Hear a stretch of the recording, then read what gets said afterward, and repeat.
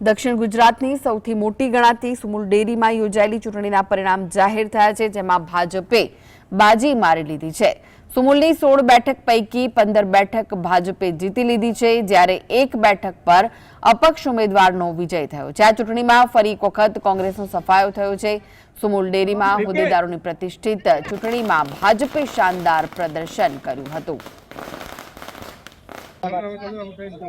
60 मतमांथी 56 मत મને મળ્યા છે અને કોંગ્રેસના ઉમેદવારને ફક્ત 4 મત મળ્યા છે।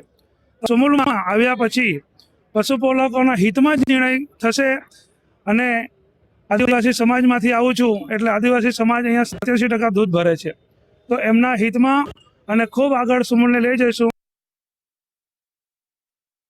સરકારે પશુપાલકો માટે, ખેડૂતો માટે કામ કરી રહી છે, ત્યારે અમને ફરીવાર આ ભારતીય જનતા પાર્ટી ઉપર આ મતદારોએ વિશ્વાસ મૂક્યો છે અને ફરીવાર 5 વર્ષ જવાબદારી આપી છે।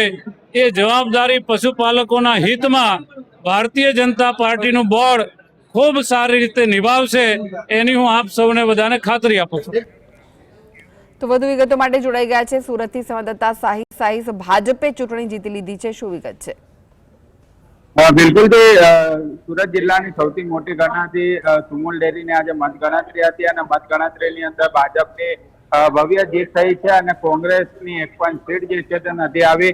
સુમુલ ડેરી ખાતે અત્યારે જીએસટીવીની ટીમ ઊભી છે અને અત્યારે અહીંના દ્રશ્યો બતાવવાનો પ્રયત્ન કરી રહ્યા છે કે જે સુમુલ ડેરીનો બેન્ક્વેટ હોલની અંદર મતદાન ગણતરી ચાલી રહી હતી અને ત્યારબાદ એક પછી એક જે મત ગણતરી અને ઉમેદવારોનું જે જીત જોવા મળી હતી અને તેને લઈને અત્યારે ઉત્સાહનો માહોલ જે છે તે કાર્યકર્તાઓની અંદર પણ જોવા મળ્યો હતો। સુમુલ ડેરી ચૂંટણી પરિણામને લઈને 16 બેઠકોમાંથી 15 બેઠકો ભાજપે હાંસલ કરી છે, એક બેઠક અપક્ષ ઉમેદવારની જીત થઈ છે। કોંગ્રેસ પાસે એક પણ બેઠક મેળવી શકી નથી અને સુરત મહુવા બેઠક પર અપક્ષ ઉમેદવાર ધનંજય પટેલની જે છે તે જીત થઈ છે। આપણે બીજી તરફ કાર્યકર્તાઓનો જે જમાવડો જે છે તે બતાવવાનો પ્રયત્ન કરી રહ્યા છે કે હાલ અત્યારે સુમુલ ડેરી ખાતે અત્યારે જે કાર્યકર્તાઓની અંદર જે ઉત્સાહનો માહોલ જોવા મળી રહ્યો છે, આપણે અહીંના કેટલાક કાર્યકર્તા છે એમની જોડે પણ વાત કરવાનો પ્રયત્ન કરી રહ્યા છે। કઈ રીતનો આજે મતગણતરીનો માહોલ હતો, શું કહેશો?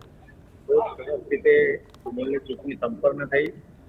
ભારતીય જનતા પાર્ટીના કુલ અત્યારે ચૂંટણી લડી રહેલા 9 ઉમેદવારો હતા, એમાંથી 8 ઉમેદવારો જે ભારતીય જનતા પાર્ટી સમર્પિત ઉમેદવારો જીતાયા છે। સર્વાંગી વિકાસ માટે, સુમુલની સાથે પશુપાલકોનો સર્વાંગી વિકાસ માટે ભારતીય જનતા પાર્ટી પ્રેરિત ચૂંટાઈ છે, એને અભિનંદનને પાત્ર। એક અપક્ષ ઉમેદવાર પણ જીતાયા છે, શું કહેશો? અપક્ષ ઉમેદવાર પણ આપને જ્યારે આ સમગ્ર સુમુલમાં ભારતીય જનતા પાર્ટી સમર્પિત પેનલ જો ચૂંટાઈ હોય તો સાથે રહીને એ પણ સર્વ રીતે તો એ પણ પશુપાલકોના હિતમાં જ કામ કરશે।